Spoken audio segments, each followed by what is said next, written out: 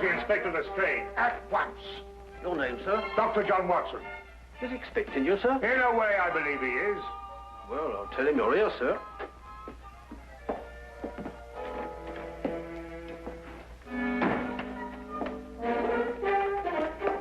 You can go in, sir. Ah, Dr. Watson, I didn't expect to have the pleasure of seeing you again so soon. Will you kindly read that? What is it? Read it. Oh. Yes, sir. Oh. I think it's disgraceful, sir. Absolutely disgraceful. What? Yes, and I'm glad you're here so that I can tell it to you personally. Why, you and I both know that it was Sherlock Holmes who solved the Cunningham case.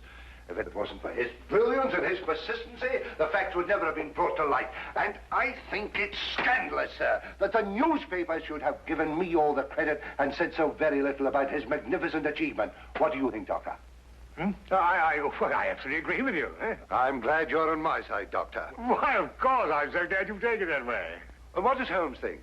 Oh, he doesn't mind. You know, he doesn't care who gets the credit. Oh, dear old Holmes, such a modest fellow. Yes, well, look, you must give him my kind regards. Yes. And tell him that, although I know he doesn't think anything about it, I intend to get the newspapers to get the facts straight. Well, that's very good of you, Inspector. Oh, what's Holmes doing these days? Well, the last time I saw him, he was playing about with a lot of ink smudges and talking about the prints that fingers make. No. Good old Holmes, always experimenting. Inspector Lestrade, sir. Yes, what is it? There's been a murder reported at the home of Lord Beryl. What, Lord Beryl of the Foreign Office? That's him, sir. I'll be right with you. Excuse me, Doctor. Yes, of course. Lord Beryl. It's going to be a tricky situation to handle, what with the Foreign Office and who knows what else. Yes, indeed. Can I be of any assistance? I don't think so, Doctor. Oh, perhaps as a medical man. Mind you, I don't know what to expect, but I think you would be of invaluable assistance. Say no more. Here's the address, sir. Your carriage is waiting outside. Oh, thank you very much. Perhaps you'd care to acquaint Sherlock Holmes with what has happened. Well, I don't know. I don't know myself what's happened. As you said, the people involved make this case rather delicate. Perhaps a little suggestion now and then might help facilitate matters. One never knows. Yes, you're so right. Take a message to Mr. Sherlock Holmes of 221 Baker Street. 221B. Yes, of course, 221B Baker Street. Tell him what has happened and drive him to Lord Beryl's residence. Yes, sir. And tell him Dr. John Watson is already there. The flat's the first floor up. Yes, sir. Very good, sir.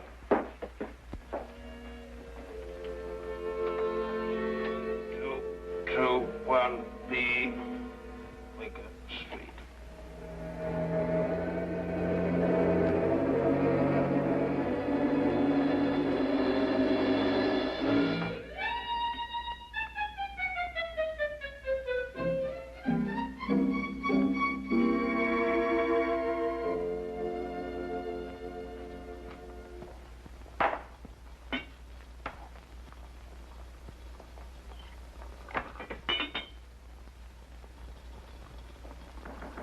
Come in. Excuse me, Mr. Holmes. Yes? A message for you, sir. There's been a murder committed at the home of Lord Beryl. Inspector Lestrade and Dr. Watson have already gone there. Thank you. Would you care to have some tea? Some tea, sir? Yes. Is that what you're making? Oh, come along. Come and have a look at this. I'm working on an extract from a special series of pygmy poisons. Oh, very interesting, sir. Tea? Well, yes, I don't mind if I do. You take milk? Yes, sir, please, sir, if I may. Splendid. Sugar? Thank you, sir. Where did I put that sugar? Ah, that's it. It's right here. Help yourself. Thank you, sir. So.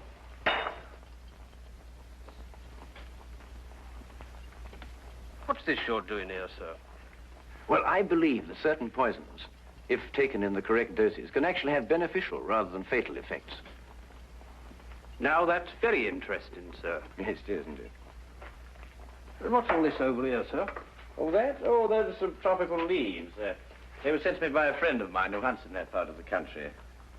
The essence, you see, passes through this tube, down here and across the table, and is condensed in that retort there. And what's that stuff in the bottom there? That's lime. That acts as a catalytic agent to combine the essence of the leaves with a dark, tar-like substance, which you can see at the bottom.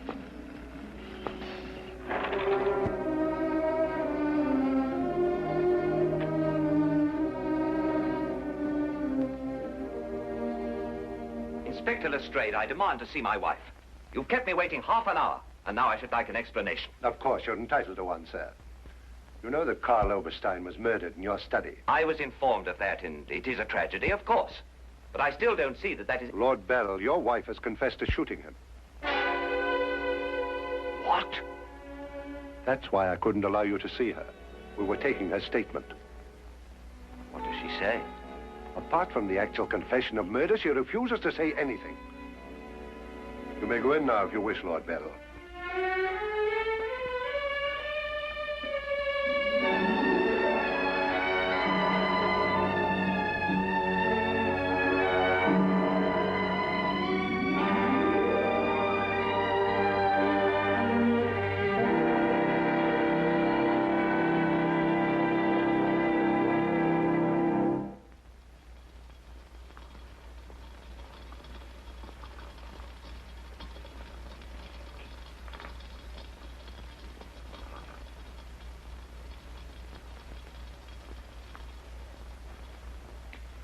What's that you're putting in now, sir? Well, it's a form of acid dye. Yeah. That's all right. Oh, where have you two been all the afternoon? Didn't the sergeant tell you? Oh, yes, I remember. There was a murder somewhere. Was it interesting? No, Mr. Dwight. Uh-huh. Well, Lestrade, come and have whiskey and soda. Whiskey and soda, Lestrade. Oh, I don't know. I'll be off duty in 5 minutes. Yes, I think that'd be all right. Neat for me. Well, sit down if you can find yourself a place. There you go. yes, well, I think we can leave that to boil for a little while now. Now, gentlemen, what's the problem? Who was murdered? A man named Karl Oberstein. Oberstein. Oberstein. Oh, yes, I remember. An Austrian chap. He was originally, but of course, for a number of years, he's been a freelance agent. Mm-hmm. Buying and selling anything he can get his hands on, eh? But his hands in a bit too much this time. Lady Beryl shot him. Holt Smith, 38. Oh, really? It was a nasty bit there. I examined the body before it was removed. Entire back of the head gone. Instantaneous death, of course. Did you find the bullet? No, the police surgeon will do that. It hadn't come out. Yes, and that shot in the back of the head removes any possible chance Lady Beryl may have had of claiming self-defense. You're off duty now, aren't you, Wilkins? Yes, sir. You may go home. Thank you, sir. It's been a pleasure working for you this afternoon, Mr. Holmes. I'd like to know how it all turns out. I'll let you know. Thank you, sir. Good afternoon, sir. I feel sorry for Lord Beryl. There'll be quite a scandal when this appears in the papers. Yes, it certainly will be. I wonder why Lady Beryl lied to you. What nationality was Lady Beryl originally? Well, she was born in Austria, although she was brought up in America. She's been here in England for the past 5 years, since her marriage, you know. It's a shame a woman like her has to remain in prison. Still, she might decide to tell you...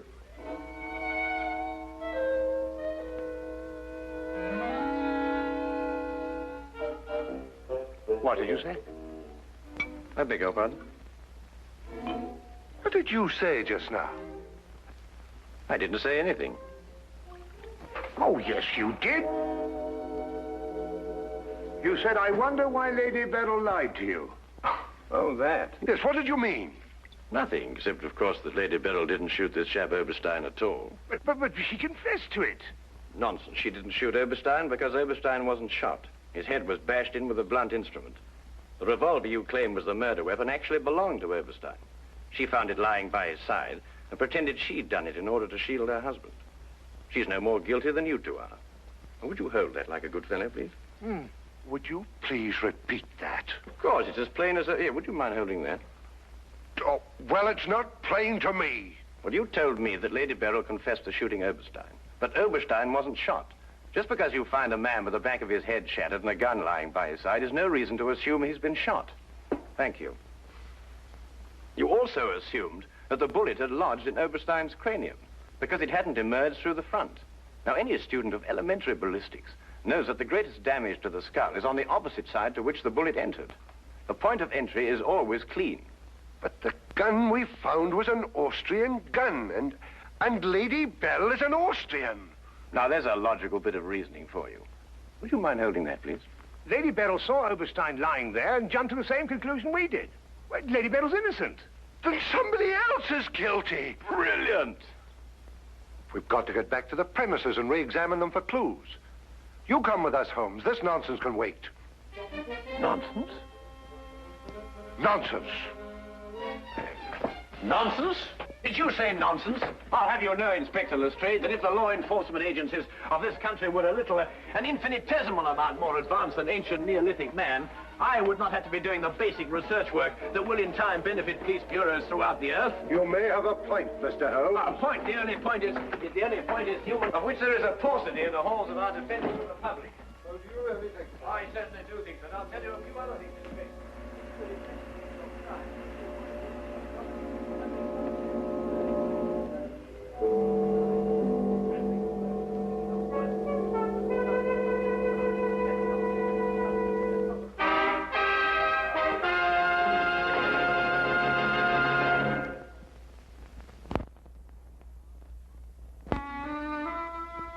And now we return to the case of Lady Beryl. Yes, is to be dependent 90% on a good memory. Details, Lestrade, those are the things. She's in here. Normally I'd detain her for confessing to a crime she didn't commit, but... Well, what with the Foreign Office and all that, I don't believe I will. No, Lestrade, you don't want to hold her. Much easier to solve the crime if she's out. Exactly. Inspector Lestrade.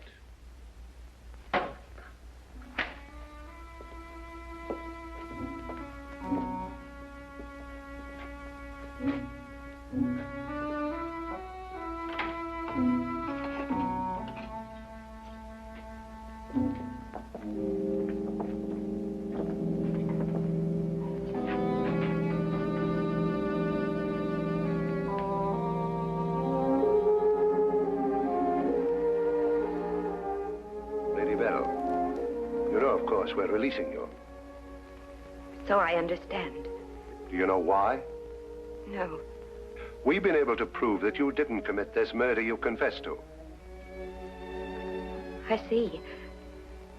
We would, however, like an explanation as to why you confessed to this crime.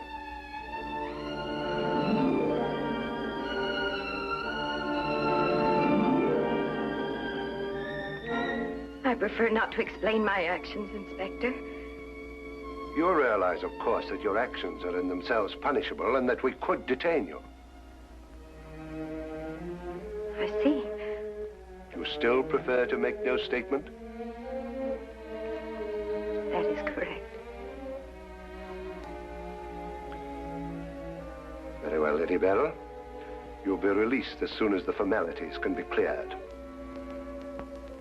Thank you. Human beings lie to gain, to cover, or to protect.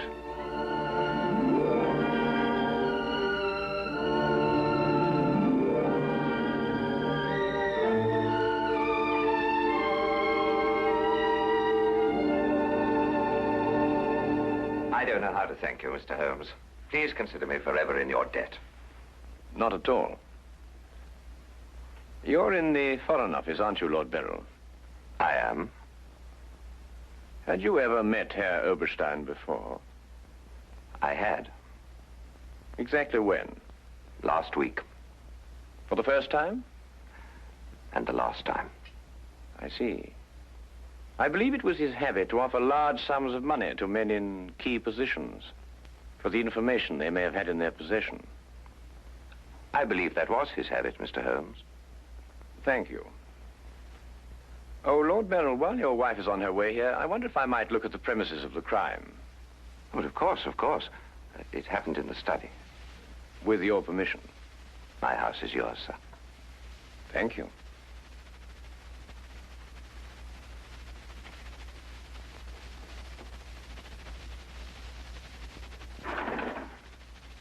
Well, now, let me see.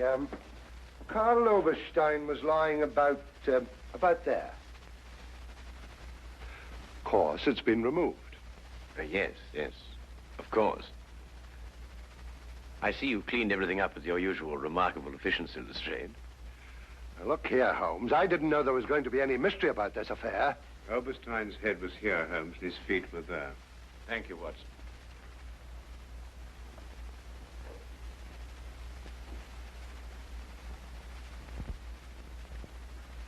Where was the gun lying? To the left of the body. Nearer the head or the feet? Nearer the head. Was Oberstein face up or down? Face up. I had to turn him over to examine him. Has there been any effort made to gain forceful entry into the house? Well, none was reported. What? Lord Beryl, do you use glasses when you read? Yes, I do. These? Are they your only pair? Yes. Who first discovered the body? I believe my secretary. Is he here? Yes. I'll call him. Thank you.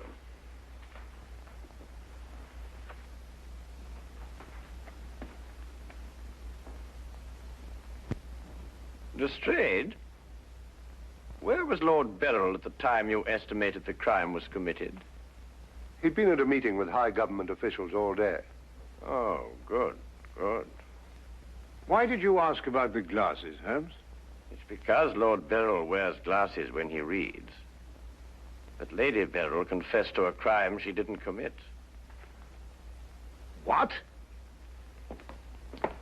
This is my secretary, Mr. Ross. You've met Inspector Lestrade and Dr. Watson. This gentleman is Mr. Sherlock Holmes. How do you do? I understand it's through your efforts that Lady Beryl was returning home. Partially through my efforts. I wonder if I could impose upon you, Mr. Ross. Of course, sir. Would you mind taking these sheets of paper and roughly outline the position in which you discovered the body? Outline it in scraps of paper. If you would be so kind. Why, of course. What's the purpose of that?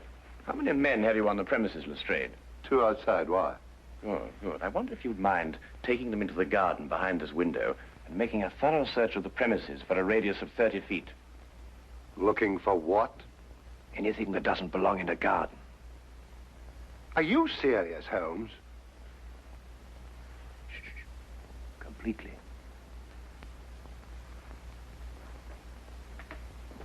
Let's got him out of our way. Have you examined your safe, Lord Beryl? I have, Mr. Holmes. All my papers are intact. Excellent, excellent. Does Mr. Ross have the combination to your safe? Yes? There's been no question of robbery. Of course not, Ross. One must ask these questions in an investigation. Of course. Good afternoon, Lady Beryl. Nina, my darling. How are you? I'm all right, George. Quite all right. You must rest. This experience must have been horrible for you.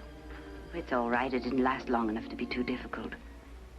I don't know how, but Holmes has solved the entire thing. Has he really? Not entirely, Lady Beryl.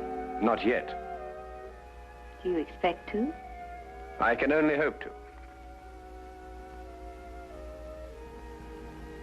Mr. Holmes, if there's anything I can do to help. If it would not be too much of an imposition, Lady Beryl, I would like you to retake the position in which Mr. Ross discovered you when he entered the room. Mr. Holmes, my wife has had a harrowing experience. Please consider her nerves at this point. You're forgetting, Lord Beryl, that your wife confessed to a crime she didn't commit. The circumstances are somewhat exceptional. But if Lady Beryl would rather not... It's quite all right, George.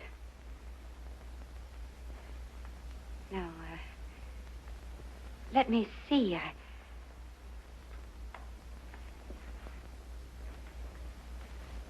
I was standing here. Exactly there? I believe so. Mr. Ross, are you quite certain that that is the position in which Lady Beryl was standing? Well, if you'll pardon my saying so, Lady Beryl, just for the sake of accuracy, you understand, I believe you were standing just a bit further to your left. A little to your left, Lady Beryl. Like that? Yes, I'd say right there. Good. Now, Lady Beryl had a revolver in her hand. Mr. Holmes. That is correct. In which hand? My right hand. Mr. Ross? That's right. Lady Beryl's right hand. Lord Beryl, do you happen to have a revolver in the house? Yes, I have. May I have it? I'm not going to ask my wife to... Yes, I am. If your wife has no objection. Of course she has objections.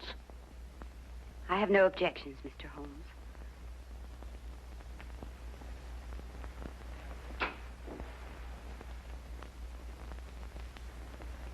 Ah, excellent. A .38 caliber.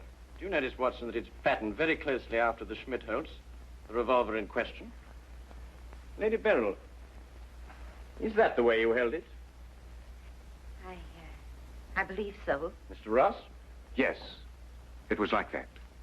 Mr. Ross, I'd like you to think very hard. A great deal depends on what you're going to say now. As far as you can remember, that was the position of Herr Oberstein's body?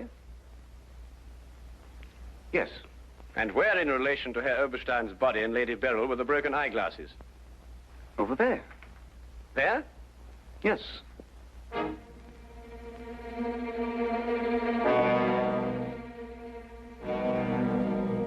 Watson, were there any glasses on the floor when you found the body? Absolutely not. You're positive? Positive. That's right. I didn't know what I was saying. There were no glasses on the floor at all. There weren't any glasses on the floor when you found Lady Beryl bending over the body. But there were when you sent Herr Oberstein crashing to the ground.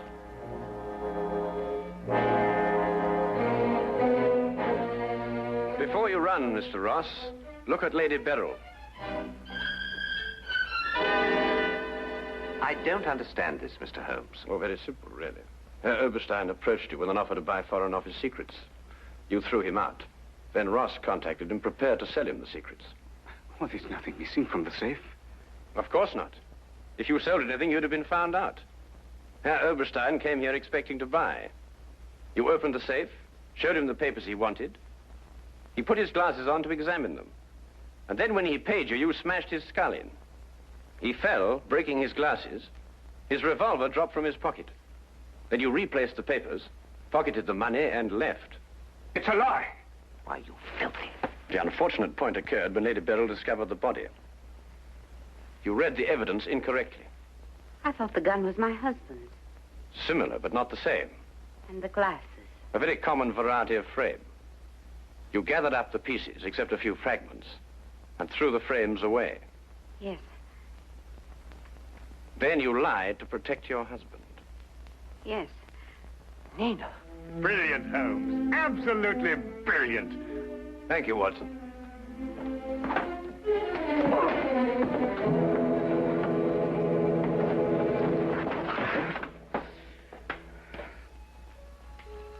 My humble and very grateful thanks, Mr. Holmes. It's been a pleasure to help so brave and noble a woman. I'm still not quite certain what's happened, but I know we shall both be forever indebted to you.